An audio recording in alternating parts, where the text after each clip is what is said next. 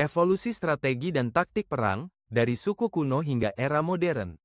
Perang, dalam bentuknya yang paling purba, dimulai dari taktik sederhana yang digunakan oleh masyarakat suku untuk berburu dan bertahan hidup.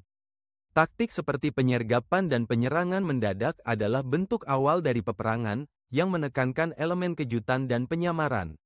Di banyak budaya tribal di seluruh dunia, para pejuang akan menyelidiki medan, mengintai musuh, lalu bersembunyi di lokasi tersembunyi hingga menerima sinyal untuk menyerang.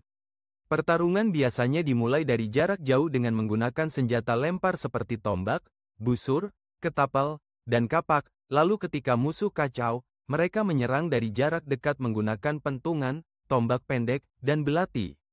Di luar taktik penyergapan, banyak suku juga melibatkan diri dalam duel frontal satu lawan satu sebagai bagian dari ritual atau bentuk hiburan. Di sini, pertarungan lebih menyerupai ajang unjuk keberanian dibandingkan operasi militer terkoordinasi. Senjata yang digunakan meliputi pentungan, gada, dan lembing, kadang ditambah busur dengan anak panah tumpul. Pertarungan dilakukan di tanah datar yang telah disepakati, dengan penonton sebagai saksi. Dalam konteks ini, tidak ada sistem komando atau formasi, masing-masing pejuang memilih lawannya dan bertarung secara individual. Maju ke peradaban kuno seperti Sumeria dan Yunani, lahirlah taktik Palankes. Dalam formasi ini, prajurit berdiri bahu-membahu dalam barisan rapat, membawa perisai besar dan tombak panjang.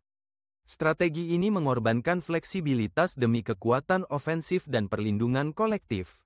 Formasi Palankes Yunani biasanya terdiri dari 8 baris, meski kadang bisa mencapai 50 baris. Senjata jarak dekat seperti tombak, pedang, dan pike dipadukan dengan perlindungan seperti helm, pelindung dada, dan perisai besar. Kemudian datanglah revolusi berikutnya, kereta perang. Sekitar tahun 2000 sebelum Masehi, kereta ringan yang ditarik kuda muncul di Mesopotamia, Suriah, dan Anatolia. Dipersenjatai dengan pemanah, kereta ini dapat menyerang dari kejauhan dengan mobilitas tinggi. Setelah membuat infanteri musuh kacau, kereta bisa membentuk formasi dan menyerang langsung. Namun, kereta perang sangat mahal dan tidak cocok untuk medan berat. Dengan munculnya kavaleri, dua jenis utama berkembang, kavaleri ringan dan berat.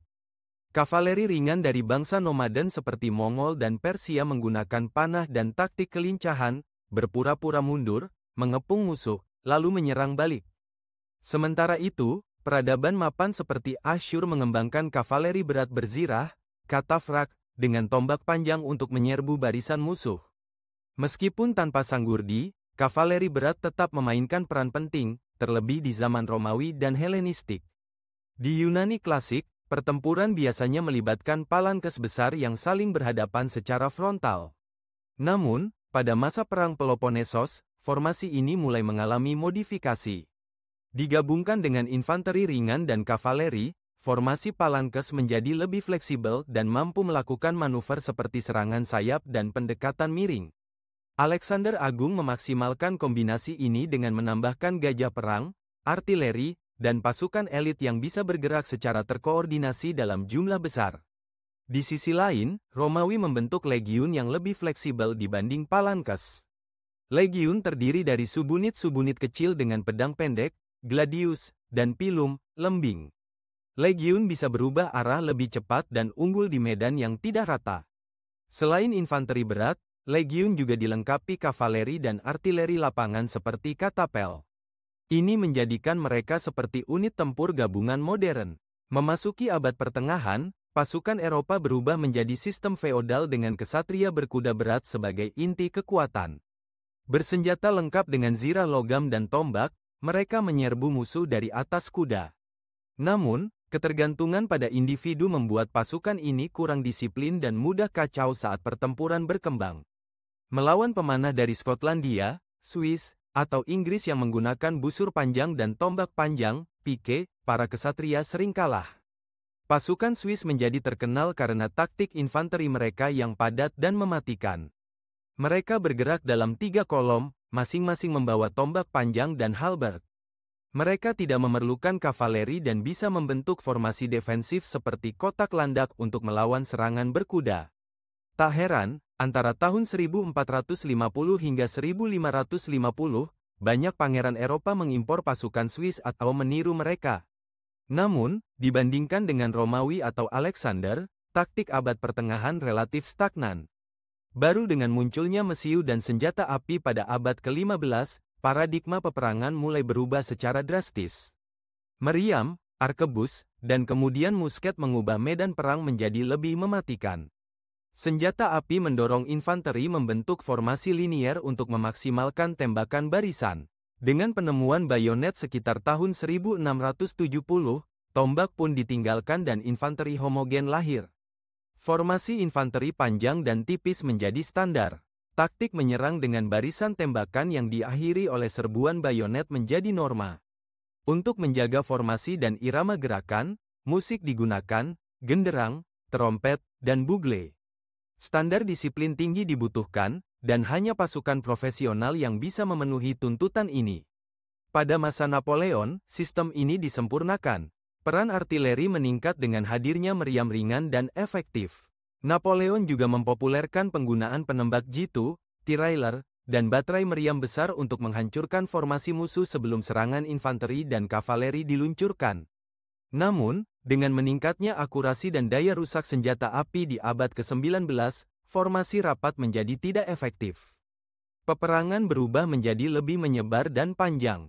Perang Saudara Amerika dan Perang Prusia-Austria menunjukkan bahwa infanteri perlu menyebar, mengambil perlindungan, dan menggunakan tembakan individual. Formasi skirmish menggantikan barisan padat. Pada Perang Dunia Pertama, pertahanan menjadi sangat kuat. Parit, kawat berduri, dan senapan mesin memaksa infanteri bertahan di bawah tanah. Artileri menjadi raja medan perang. Serangan frontal seperti di Somme dan Verdun hanya menghasilkan korban besar. Untuk mengatasi ini, Jerman mengembangkan pasukan khusus Sturmtruppe yang menyerang dalam tim kecil dengan granat, mortir ringan, dan taktik gerak dan tembak. Tank, yang pertama kali muncul pada tahun 1916, menjadi senjata revolusioner berikutnya. Awalnya lambat dan mudah dihancurkan, namun pada Perang Dunia II, Jerman menyempurnakannya dalam doktrin Blitzkrieg, infanteri, tank, dan pesawat bekerja sama untuk menembus garis musuh dan menyerang ke belakang. Setelah Perang Dunia II, meski teknologi meningkat pesat, pasukan reguler modern kerap kesulitan melawan pemberontak dan gerilyawan. Perang di Vietnam, Afghanistan, dan Irak menunjukkan bahwa perang teknologi tinggi sulit mengalahkan lawan tanpa struktur negara dan tanpa garis depan yang jelas. Disinilah infanteri konvensional dan taktik kuno kembali relevan. Dengan demikian, evolusi taktik perang mencerminkan adaptasi terus-menerus terhadap perubahan teknologi, lingkungan, dan lawan. Dari tombak dan pentungan hingga tank dan rudal, satu hal tetap konstan, keberhasilan taktik selalu ditentukan oleh kemampuan adaptasi manusia di tengah kekacauan dan ketidakpastian perang.